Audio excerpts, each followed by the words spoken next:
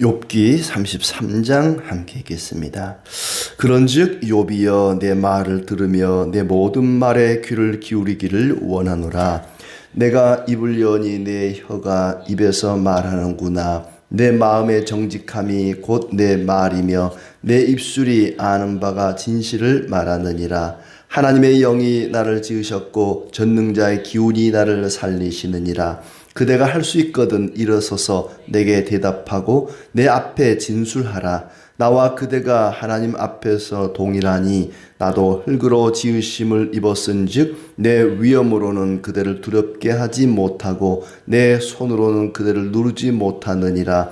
그대는 실로 내가 듣는 데서 말하였고 나는 그대의 말소리를 들었느니라. 이르기를 나는 깨끗하여 악인이 아니며 순전하고 불의도 없거늘 참으로 하나님이 나에게서 잘못을 찾으시며 나를 자기의 원수로 여기사 내 발을 착고에 채우시고 나의 모든 길을 감시하신다 하였느니라. 내가 그대에게 대답하리라. 이 말에 그대가 의롭지 못하니 하나님은 사람보다 크심이니라. 하나님께서 사람의 말에 대답하지 않으신다 하여 어찌 하나님과 논쟁하겠느냐. 하나님은 한 번 말씀하시고 다시 말씀하시되 사람은 관심이 없도다. 사람이 침상에서 졸며 깊이 잠들 때에나 꿈에나 밤에 환상을 볼 때에 그가 사람의 귀를 여시고 경고로서 두렵게 하시니 이는 사람에게 그의 행실을 버리게 하려 하심이며 사람의 교만을 막으려 하심이라. 그는 사람의 혼을 구덩이에 빠지지 않게 하시며 그 생명을 칼에 맞아 멸망하지 않게 하시느니라. 혹은 사람이 병상의 고통과 뼈가 널쑤심의 징계를 받나니 그의 생명은 음식을 싫어하고 그의 마음은 별미를 싫어하며 그의 살은 파리하여 보이지 아니하고 보이지 않던 뼈가 드러나서 그의 마음은 구덩이에 그의 생명은 멸하는 자에게 가까워지느니라. 만일 일천천사 가운데 하나가 그 사람의 중보자로 함께 있어서 그의 정당함을 볼진대 하나님이 그 사람을 불쌍히 여기사 그를 건져서 구덩이에 내려가지 않게 하라. 내가 대속물을 얻었다 하시리라. 그런즉 그의 살이 청년보다 부드러워지며 젊음을 회복하리라. 그는 하나님께 기도함으로 하나님이 은혜를 베푸사 그로 말미암아 기뻐 외치며 하나님의 얼굴을 보게 하시고 사람에게 그의 공의를 회복시키시느니라. 그가 사람 앞에서 노래하여 이르기를 내가 범죄하여 옳은 것을 그르쳤으나 내게 무익하였구나. 하나님이 내 영혼을 건지사 구덩이에 내려가지 않게 하셨으니 내 생명이 빛을 보겠구나 하리라. 실로 하나님이 사람에게 이 모든 일을 제삼 행하심은 그들의 영혼을 구덩이에서 이끌어 생명의 빛을 그들에게 비추려 하심이니라. 욥이여 내 말을 귀담아 들으라. 잠잠하라. 내가 말하리라. 만일 할 말이 있거든 대답하라. 내가 기쁜 마음으로 그대를 의롭다 하리니 그대는 말하라. 만일 없으면 내 말을 들으라. 잠잠하라. 내가 지혜로 그대를 가르치리라. 아멘. 네, 반갑습니다. 오늘도 주님께서 함께 하시고 또 은혜 주시기를 진심으로 축복합니다. 욥과 세 친구들의 대화가 참 지루하리만큼 계속 이어졌는데 이제 새로운 친구가 나타났습니다. 친구라기보다는 나이가 한참 젊은 후배라고 할 수 있겠죠. 새롭게 나타난 것이 아니라 그동안에 옆에 있었는데 어른들이 말하는 동안에는 이제 끼어들지 않고 어르신들이 알아서 지혜롭게 잘 얘기하시겠거니 하고 지켜봤는데 옆에서 지켜보자니 너무나 답답해서 복장이 터질 것 같아서 견딜 수가 없습니다. 제가 말 좀 해야 되겠습니다. 욥을 향해서도 비난하고 다른 새 어른들을 향해서도 비난하고 계속 사람들이 쳇바퀴 돌듯이 쓸데없는 말만 하고 욥이 왜 이렇게 고통을 당하는지 거기에 대한 답변도 못하고 핵심도 짚어내지 못하고 그렇게 해서 되겠습니까? 나이가 많다고 해서 다 지혜로운 거 아닙니다. 하나님이 지혜를 주셔야 깨우쳐 주셔야 지혜로울 수 있습니다. 저는 하나님이 주시는 지혜로 제가 한마디 하겠습니다. 그리고 이제 얘기를 하는데 이건 한마디가 아니고 32장부터 해가지고 37장까지 자기만은 막 혼자 떠들어대는 거예요. 때는 이때다 싶어가지고 할 말 있으면 해보십시오 하고는 말할 기회도 안 주고 계속 자기 혼자 떠들어대는 게 37장까지의 내용입니다. 이 엘리후라고 하는 믿음의 가문에서 자란 믿음의 사람입니다. 그가 말 좀 합시다 한 것이 32장이고 본격적으로 말을 하는 것이 33장의 내용인데, 여기서는 그 새 친구들, 새 어른들을 공격하는 것이 아니라 욥을 공격합니다. 하나님의 간섭으로 해를 당할 수 있다. 그러니 하나님께 나가 기도하고 또 하나님 의지하라 하는 내용인데, 1절은 내 말을 들으라. 내 입속에서 혀가 말하니 귀 기울여 잘 들어주십시오. 이제부터 내가 하고 싶은 말 할 테니까 잘 들어주시오. 이렇게 2절에 그렇게 얘기를 합니다. 정직하고 진실하게 말하겠습니다. 하나님의 영이 나를 지으시고 생명을 주셨습니다. 하나님의 영을 이야기합니다. 그러면서 전능자의 기운, 하나님의 입김이라는 얘기인데, 그 하나님의 영으로, 하나님 전능자의 기운, 이제 성령을 가리키는 거겠죠. 하나님의 영이 나를 지으셨고 하나님의 영이 나를 살리시느니라. 그대가 할 수 있거든. 욥을 가리킵니다. 욥이시여, 당신이 할 수 있거든 대답해 보십시오. 나와 당신과 다를 게 뭐가 있겠습니까? 우리는 똑같이 흙으로 지음받은 존재들입니다. 나랑 당신이랑 다를 게 하나 없습니다. 그런데 제가 이렇게 말할 수 있는 것은 성령께서 나에게 감동을 주셔서 제가 지금 성령을 의지해서 이렇게 말합니다.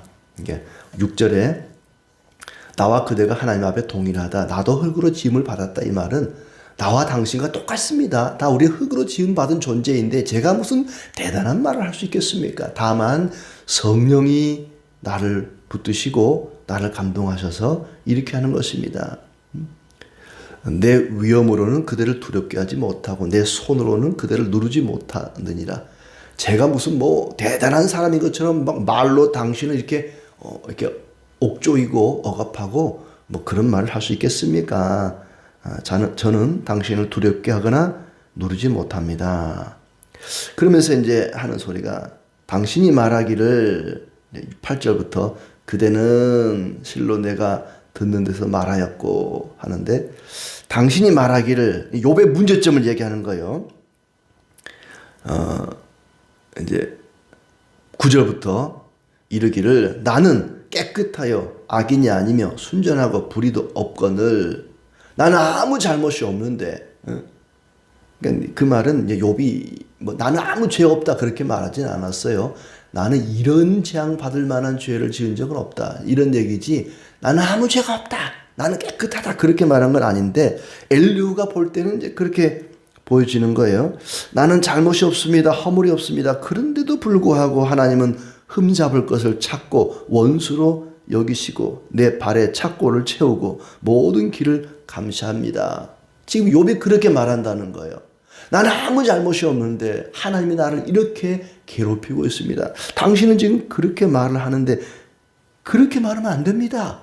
그런 말하면 안 됩니다. 지금 엘리후가 그 얘기하는 거예요. 12절에 내가 그대에게 대답하리라. 이 말에 그대가 의롭지 못하니 하나님은 사람보다 크심이니라. 당신은 말이야 어른이니까, 욥 어르신께서는 아무 잘못 없는데 하나님이 막 괴롭히고 못 살게 군다고 지금 그렇게 얘기했는데 그렇게 얘기하면 안 됩니다. 하나님은 크신 분입니다. 그런데 어찌 하나님께 대들고 일일이 대답하지 않는다고 하나님을 원망합니까? 이제 젊은 사람이 당돌하게 어른한테 막 그러면 안 됩니다. 그런 식으로 얘기하면 안 됩니다. 왜 하나님께 대듭니까? 하나님이 얼마나 크신 분인데. 나는 지금 성령을 힘입어 얘기합니다. 이제 안 그러면 너 몇 살이야 임마? 너 왜 어른들한테 함부로 얘기하고 그래? 그럴까봐 저는 제가 지금 나나 당신이나 똑같은데 성령이 이런 말을 주셔서 성령을 힘입어 이런 말 합니다. 지금 믿음의 가문에서 자랐기 때문에 들은 게 있고 배운 게 있고 또 자기의 어떤 신앙이라는 게 있기 때문에 아마 성령을 의지해서 얘기를 하는 것 같아요. 자, 또 14절에 하나님은 계속 말씀하시는데 사람이 주의를 기울이지 않은 것입니다. 그러니까 욥이 계속 질문하는 건 그거잖아요. 왜 하나님은 대답이 없는가? 내가 이렇게 궁금해서 묻는데 내가 왜 이런 재앙을 당해야 되는지, 내가 무슨 죄를 지어서 그 죄에 대한 형벌을 나에게 주는 것인지 그 죄가 궁금한데 왜 하나님은 대답이 없는가? 라고 자꾸 지금 얘기하잖아요. 친구들은 몰라, 그건 모르지만, 무슨 죄를 지어서 재앙받는지 모르지만 네가 잘못했기 때문에 벌 받는 거야. 네가 잘했어봐 이런 벌 받나? 네가 이런 죄를 받을 만한 죄가 있어. 무슨 죄인데? 몰라, 그건. 그냥 네가 죄 지었으니 나쁜 놈아. 자꾸 친구들이 얘기하는데 욥도 친구들도 모르니까 이 엘리후가 얘기하는 거예요. 하나님이 대답 안 한 거 아닙니다. 계속해서 얘기를 했습니다. 그런데 사람이 주의를 기울이지 않은 것입니다. 이게 욥만 얘기하는 게 아니라 일반적으로 그렇다는 거예요. 하나님은 이런 방법 저런 방법으로 계속해서 말씀하셨는데 사람이 주의를 기울이지 않아서 그걸 모르는 것뿐이다. 사람이 이렇게 골목길을 가고 있는데 차가 이렇게 가잖아요. 사람이 비켜줘야 되는데 안 비키는 거예요. 빵빵! 빵빵도 아니고 빵빵! 비키라는 얘기죠. 근데 그냥 가는 거예요. 왜 그런가 했더니 귀에다가, 귓구녕에다가 이어폰을 꽂고 듣지를 못하는 거죠. 그러니까 빵빵 안 하는 게 아니라 분명히 소리를 쳤어요. 입으로 빵빵한 게 아니고 눌렀단 말이에요. 근데 자기 귀가 막혀갖고 못 들어놓고 아무것도 안 했지 않냐고, 경고도 안 했지 않냐고 이런 소리를 한단 말이죠. 엘리후가 지금 그러는 거예요. 분명히 하나님은 말씀하셨습니다. 근데 당신들이 관심이 없어서 못 들은 것뿐이지 하나님은 계속해서 외쳤습니다. 어떤 방식으로 외쳤느냐? 이제 15절부터 나오죠. 사람이 잠들어 꿈을 꿀 때 그 꿈을 통해서도 말씀하시고, 꿈 꿀 때 하나님이 귀를 열어 말씀을 듣게 하고, 그런데 사람들은 그 경고를 듣고 또 두려워하기도 하고 하는데 당신은 그걸 제대로 못 들은 것입니다. 하나님은 사람이 악한 행실을 버리고 교만을 막으시려고 그렇게 꿈이나 환상이나 여러 가지를 방법을 통해서 말씀하십니다. 악행을 버리고 교만을 막으려고 그렇게 하는 겁니다. 또 하나님은 사람의 생명을 파멸해서 빠지지 않게 목숨을 건져주십니다. 하나님이 사람을 멸망의 길로 가지 않게 하려고 꿈이나 환상이나 여러 가지 방법을 통해서 말씀하시고 악한 행실을 버리고 돌이켜 교만을 막고 겸손하게 하려고 그렇게 말씀을 하십니다. 때로는 19절에 질병을 보내서 육체를 고통스럽게 해서 그렇게 잘못을 고쳐줍니다. 그러니까 욥이 지금 이제 질병으로 고통을 당하고 있잖아요. 그 고통 자체가 하나님이 하시는 거라는 거죠. 고난을 통해, 질병을 통해 하나님은 말씀하십니다. 꿈이나 환상이나 고난이나 질병이나 이걸 통해서 하나님은 말씀하십니다. 그래서 당신이 악한 행실을 버리고 교만을 버리고 돌이켜서 회개하고 겸손하게 하려고 그렇게 하는 것입니다. 그렇게 고난을 당하게 되면 입맛을 잃어버립니다. 맛있는 음식을 보고도 입맛을 잃게 되고, 그러면 살이 빠져서 뼈만 앙상하게 되고 죽음에 가까워지게 됩니다.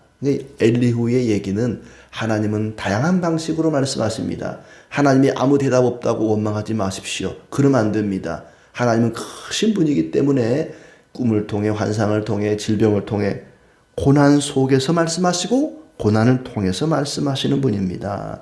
다만 사람이 그것을 느끼지 못하고 관심이 없기 때문입니다.